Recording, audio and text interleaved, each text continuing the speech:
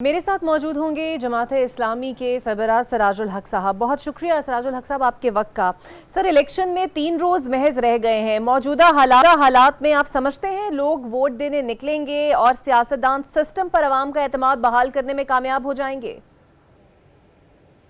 देखिए, पहली बात तो यह है कि वोट देना एक गवाही है और गवाही से अपने आप को बचाना ये ईमान का तकाजा नहीं है। ईमान का तकाजा यही है कि आप गवाही दे दे कि मेरे हल्के में मेरे अवाम की नुमाइंदगी के लिए ये आदमी मुनासिब है। दूसरी बात यह है कि मैं इत्तेफाक करता हूँ इस वक्त भी ज़बरदस्त शुकूक और शुबहात है और मौसम एक तरफ और बाकी जो सियासी माहौल है उसकी वजह से लोग थोड़ा सा घुटन महसूस करते हैं, लेकिन मुमकिन है आइंदा 2-3 दिनों में लोगों को मजीद हौसला मिलेगा। लोग निकलेंगे और मैं अपील करता हूं कि लोग निकले वोट देने के लिए, इसलिए कि आपका वोट आपका मुस्तकबिल है, आपकी तकदीर है और आपका फैसला है। बिल्कुल सही। सराजुल हक साहब, बिलावल भुट्टो ने कल नवाज शरीफ पर इलेक्शन मैनेज करने का इल्ज़ाम लगा दिया। अलीमा खान भी नून लीग पर कंप्यूटर हैक करने के हवाले से बातें कर रही हैं। तो इलेक्शन से पहले कंप्यूटर हैक होने की बातें, इलेक्शन मैनेज होने की बातें, टिकटें बिकने की बातें, ये सब आप तक भी पहुंची होंगी। क्या कहेंगे आप इस पर? ये तो उनसे पूछे, लेकिन ये दोनों चाहते हैं कि जो दूसरों पर इल्ज़ाम लगाते हैं चाहते हैं कि वही काम वो खुद करे, और इसी दानली में इन दोनों का एक स्पेशलाइजेशन है और मैनेज करना, इंतज़ामिया को ख़रीद करना और सिस्टम को इंगेज करना, ये हमेशा यही काम करते चले आ रहे हैं। जमात इस्लामी का हमेशा से यही मुतालबा है कि इस इलेक्शन में इलेक्शन कमीशन गैर जानिबदार हो, अदलिया गैर जानिबदार हो, इस्टेब्लिशमेंट गैर जानिबदार हो और लोगों को एक ऐसा इलेक्शन दे जिस पर वो इत्मीनान करे और उसके नतीजे को कबूल भी करे। तो सराजुल हक साहब, हर मंशूर में हमने देखा बुलंदोबाग दावे हो रहे हैं। सर, आपकी जो मंशूर है मईशत के हवाले से कोई जो प्लान है, ये तमाम मंशूर के वादे आप समझते हैं इम्प्लीकेबल होंगे, जमात इस्लामी उसे पूरा कर पाएगी, प्रैक्टिकल सोल्यूशन है?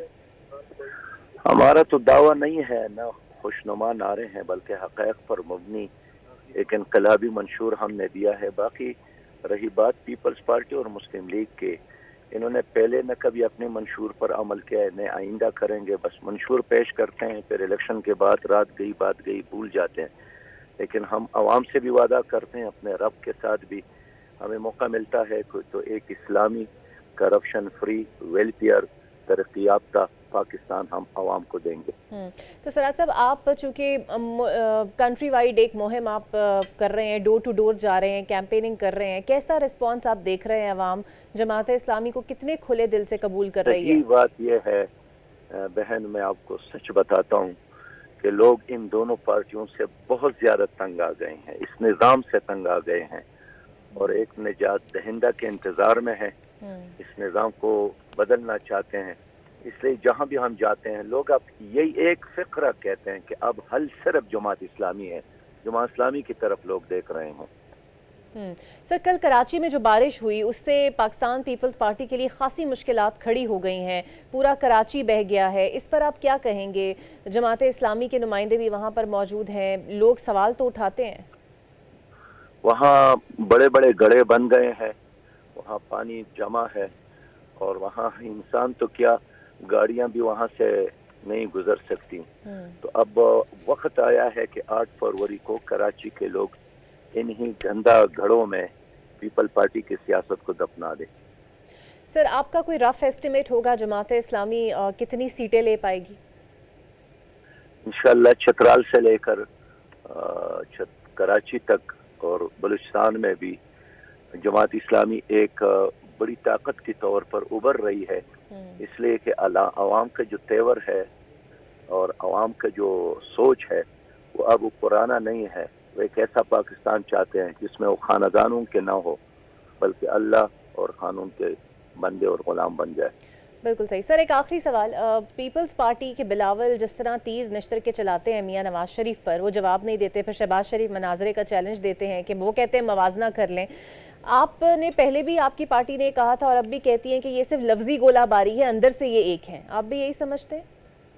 देखिए, उस दिन शहबाज शरीफ ने खुद ही कहा था کہ الیکشن کے بعد ہم پھر ایک ہوں گے، اور الیکشن سے پہلے بھی آپ یہ نعرے یاد ہوں گے آپ کو کہ مریم اور بلاول بہن بھائی ہے، تو یہ دوبارہ بہن بھائی بنیں گے؟ یہ صرف ایک وقتی اور عارضی مصنوعی لڑائی ہے جس پر عوام کو یقین نہیں کرنا چاہیے۔ تو سراج صاحب، آپ کی ذہن میں بھی یہ آپشن ہے کہ بلاول کے ساتھ جو آزاد امیدواروں کو ساتھ میں لانے کی بات کرتے ہیں، تو اگر کچھ نتائج ویسے نہ آئے جیسے آپ ایکسپیکٹ کر رہے ہیں، تو آپ بلاول کا ساتھ دے کے اپوزیشن میں بیٹھ سکتے ہیں؟